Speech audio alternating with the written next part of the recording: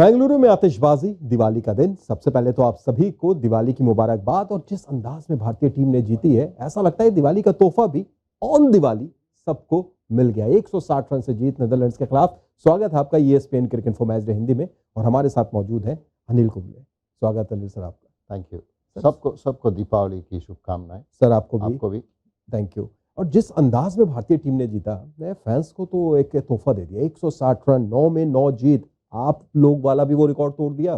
2003 में जो आपकी टीम लगातार 8 मैच जीत के आई थी, यहाँ 9 में 9 भारत का नया रिकॉर्ड वर्ल्ड कप में। और जिस अंदाज में चल रही है सेमीफाइनल से पहले, ज़बरदस्त, क्योंकि इतना कॉन्फिडेंस से खेले हैं।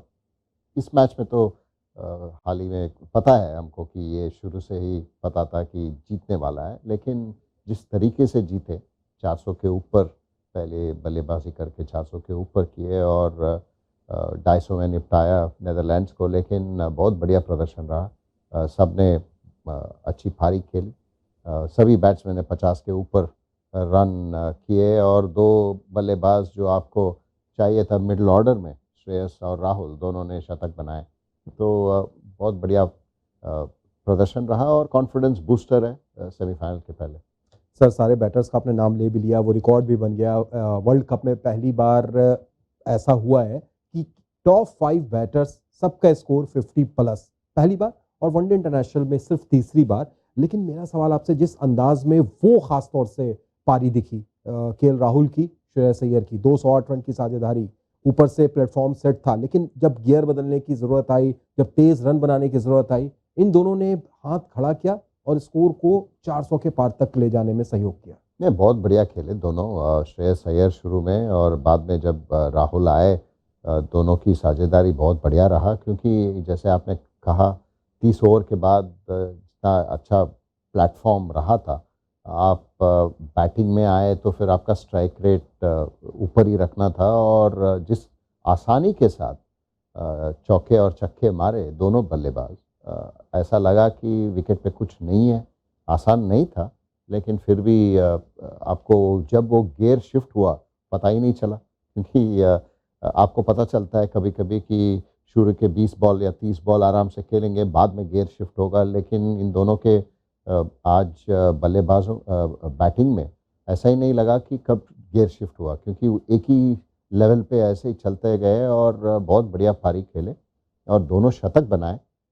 ये काबिलियत ही है, क्योंकि बहुत सारे इस टूर्नामेंट में अगर आप दिग्गज बैट्समैन को देखे हैं, इतना कंसिस्टेंटली भारतीय टीम की बैटिंग जो हो रहा है, इतना कंसिस्टेंटली आप बाकी टीम में नहीं देखने को मिल रहा है। क्योंकि अगर आप इतने स्ट्राइक रेट में जाएंगे तो भी 40-50 पे आउट हो जाते हैं, लेकिन ये दोनों बल्लेबाज 100 करके ही ख़त्म किए।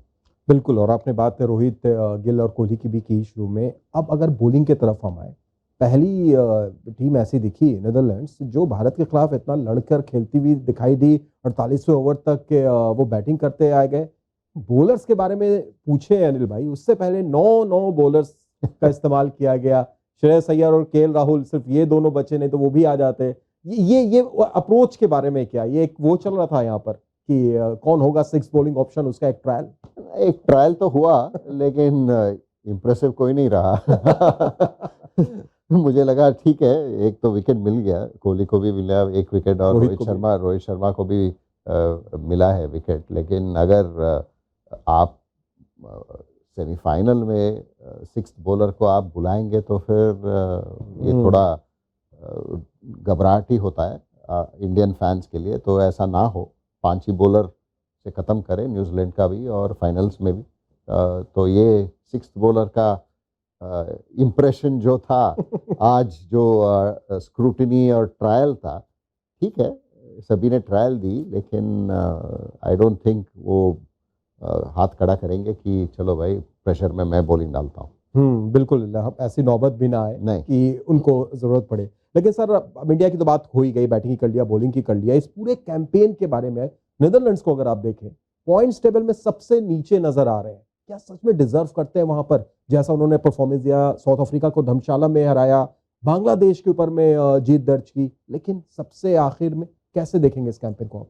नहीं, वो लोग तो यही सोचेंगे कि बहुत बढ़िया प्रदर्शन रहा। मेरे हिसाब से भी वो बहुत बढ़िया प्रदर्शन रहा है, क्योंकि एसोसिएट कंट्री के लिए अगर आप वर्ल्ड कप में आएँगे, इतना मौका भी नहीं मिलता आपको ऐसे कॉम्पिटिटिव टीम के साथ खेलना। और इस मंच पे साउथ अफ्रीका को हराए हैं, बांग्लादेश को भी हराए हैं। और अगर आप आज भी देखें, 250 किया बैटिंग में। बहुत कम टीम्स भारत भारत के विरुद्ध 250 रन्स किए हैं। ऑस्ट्रेलिया भी नहीं किया है, साउथ अफ्रीका भी नहीं, श्रीलंका भी नहीं, पाकिस्तान भी नहीं, इंग्लैंड भी नहीं। अफगानिस्तान, नीदरलैंड्स और बांग्लादेश, बांग्लादेश तीन ही टीम था जो 250 के ऊपर किए भारतीय बॉलर्स के विरुद्ध। तो कॉन्फिडेंस अच्छा है। और एक और बात है कि जो परफॉर्मेंस यहाँ पे नीदरलैंड्स दी है, बाकी एसोसिएट कंट्रियों को भी एक कॉन्फिडेंस बूस्टर है, क्योंकि उनको लगता है कि चलो भाई, हमें भी एक मौका मिलेगा, अगर मिलता है तो फिर हम भी ऐसे बेहतरीन प्रदर्शन कर सकते हैं। बिल्कुल अनिल भाई, आखिर में एक छोटा सा आपसे रिएक्शन मैं चाहूँगा, वो भी इसलिए कि Scott Edwards post match presentation पर जब उनसे पूछा गया कि आगे का आप क्या सोचते हैं, अगले मैच के बारे में, वनडे कब है आपका, उन्हें नहीं पता था कि वनडे कब है, कब खेलना है नीदरलैंड्स को। तो ये जो अप्रोच है, इसको देखकर खासतौर से जैसा आपने कहा कि ज़्यादा से ज़्यादा मैचेस खेलें, तो क्या कुछ शेड्यूलिंग में ऐसा देखना होगा आईसीसी को? करना पड़ेगा। मुश्किल है, क्योंकि अगर आप इतना इंटरनेशनल कैलेंडर देखेंगे, अगर भारतीय टीम की इंटरनेशनल कैलेंडर देखेंगे, बहुत कम समय है जब आप वनडे इंटरनेशनल खेल पाएंगे। मेरे हिसाब से जब आप यूरोप में खेलेंगे, जैसे इंग्लैंड या आयरलैंड में जाके खेल सकते हैं जो भी टीम, तब आप नीदरलैंड्स को बुला के वहाँ पे एक ट्रायंगुलर सीरीज़ खेल सकते हैं। अगर उनको 2 मैच भी मिल जाता है तो फिर एक मौका मिलने का एक क्षमता भी रख सकते हैं वो लोग। लेकिन मुझे लगता है कि ज़्यादातर मैचेस खेलना ज़रूरी है। अगर आप नीदरलैंड्स या जो भी टीम है, एसोसिएट टीम्स, उनके लिए मौका देना ज़रूरी है, और अच्छे मौका देना है, अच्छे टीमों के साथ मौका देना ज़रूरी है।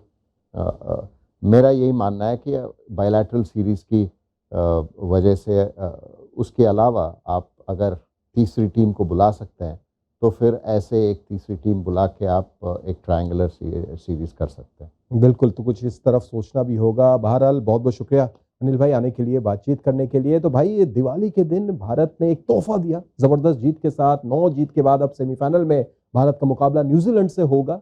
बस 2 दिन का विश्राम है और फिर वो मुकाबला होगा। हम हाज़िर होंगे, आपसे होगी मुलाकात यहीं पर। तब तक रखिए अपना ख़्याल। आप देख रहे थे ESPN क्रिक इन्फो मैच डे हिंदी।